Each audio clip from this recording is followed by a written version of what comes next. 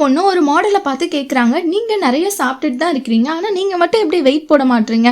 நான்லாம் கொஞ்சோண்டு சாப்பிட்டா கூட அவ்வளோ வெயிட் போட்டுருது எனக்கு அப்படின்னு சொல்லிட்டு கேட்குறாங்க. உடனே அந்த மாடல் வந்து என்ன மாதிரி நீ வந்து ஒல்லியாகணும்னு நினைக்கிறியா, அப்போ வந்து இந்த டேட்டூவை நீ போட்டுக்கோ அப்படின்னு சொல்லிட்டு சொல்கிறாங்க. இந்த டேட்டூவை நீ போட்டுக்கிட்டேன்னா நீ ஒல்லியாயிருவ அப்படின்னு சொன்னோன்னா சரி எனக்கு போட்டு விடுங்க அப்படின்னு சொல்கிறாங்க. இந்த பொண்ணு ஷோல்டரில் உள்ள டேட்டூ அந்த பொண்ணு மேலே இந்த பொண்ணு கை வச்சோன்னே தானாக ஒரு பாதி வந்து அந்த பொண்ணு உடம்புக்கு போயிடுது. அது வந்து முழு டேட்டோவோ கிரியேட் ஆயிடுது.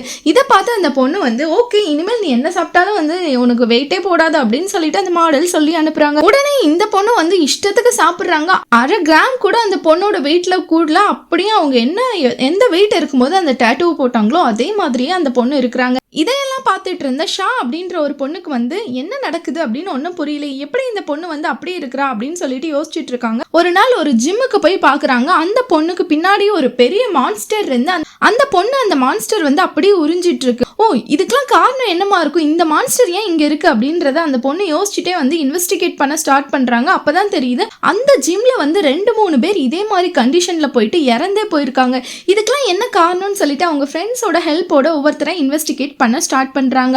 அப்போ வந்து அவங்க ஃப்ரெண்டு ஒருத்தங்கள வந்து நீ வந்து டைரக்டர் அப்படின்னு சொல்லிட்டு போய் சொல்லி அந்த மாடல் பொண்ணு கிட்ட போய் பேசு அப்படின்னு சொல்லிட்டு அனுப்பி விடுறாங்க. அந்த பொண்ணு அதே மாதிரி போயிட்டு நீங்க வந்து எப்படி இவ்வளவு ஸ்லிம்மாவே இருக்கிறீங்க அப்படின்ற மாதிரி ஐஸ் வச்சு கொஞ்சம் இன்ஃபர்மேஷன்ஸை கலெக்ட் பண்ணலான்னு பாக்குறாங்க. நீங்க அதுக்கு வந்து இந்த கிளப்ல ஜாயின் பண்ணுங்க, இந்த டேட்டோ போட்டுக்கோங்க, இந்த ஜிம்ல ஜாயின் பண்ணுங்க அப்படின்னு சொல்லிட்டு அந்த பொண்ணு வந்து அட்வைஸ் எல்லாம் அள்ளி அடிக்குது.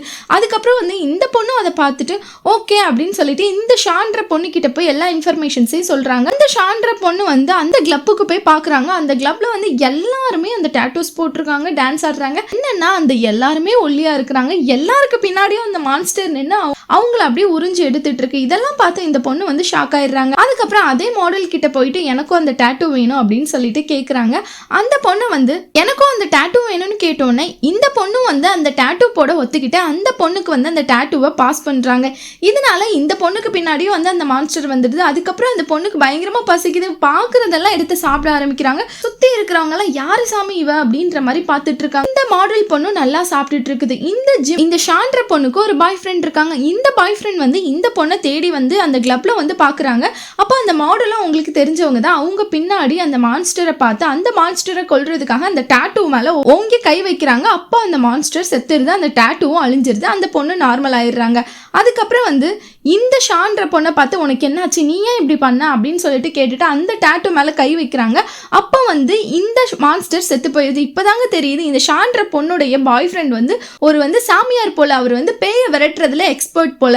அதனால வந்து வா எல்லா பேயும் அழிப்போம் அப்படின்னு சொல்லிட்டு இந்த பொண்ணை கூட்டிட்டு போயிட்டு ஒரு ஜிம்ல போய் பார்க்குறாங்க. அந்த ஜிம்ல ஒரு பொண்ணு வந்து வெயிட்டை செக் பண்றாங்க. இந்த பொண்ணுக்கு வந்து வெயிட் வந்து ஏறிடுச்சு. இதனால இந்த பொண்ணு வந்து பார்த்து கோவமாக்குறாங்க. அவங்களுக்கு ஸ்ட்ரெஸ் ஆகுது, டிப்ரெஸ்ட் ஆகுது.